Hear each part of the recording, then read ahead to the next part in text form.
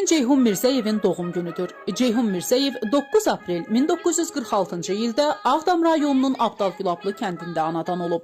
Nənəsi Şuşadan, babası isə Ağdamın Abdalgülablı kəndindən idi. Ceyhunun atası Cəmil Mirzəyev Azərbaycan Komünist Partiyası Mərkəzi Komitəsində çalışırdı. 3 yaşında atadan yetim qalır. Ceyhunun anası Margarita xanım Cəmil Mirzəyevin ikinci həyat yoldaşı olub.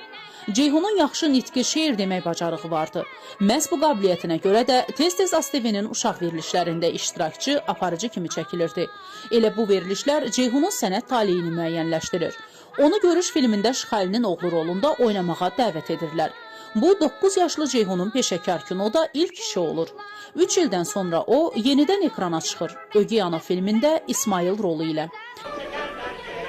Ata, nerede özümle apardın? Ne olur apar da? Yok İsmail, dedim ki evde kalacağız. Ne olur, ben derslerimi orada hazırlayacağım. Bak, kitaplarımı da özümle aparırım. Sen derslerine ancak evde çalışmalısın. Apardın, ne olur apardın. Ben senin 2 yıl bir sınıfta kalmağına razı olabilmem. Apar. Ben derslerimi orada hazırlayacağım. Bu rolla 12 yaşlı Ceyhun Mirzəyev uşaq obrazı yaradan bir şəxs kimi çevriliş edir.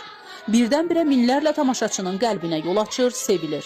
Filmlərdən aldığı qanararla ailəsini, anasını və özündən 7 yaş böyük ögey bacısını dolandırmağa, maddi cəhətdən təmin etməyə çalışır. O yaş və dövrü üçün Ceyhunun qazandığı pul yaxşı məbləğ sayılırdı. Ən böyük arzusu Fəryad filmini ekranlara çıxarmaq olub. O, bugünü səbirsizliklə gözləyib. Fəryad filminin çəkilişlərindən sonra Ceyhun Mirzəyev mikroinsult keçirdir. 1993-cü il martın 5-də 47 yaşında ürək tutmasından dünyasını dəyişir.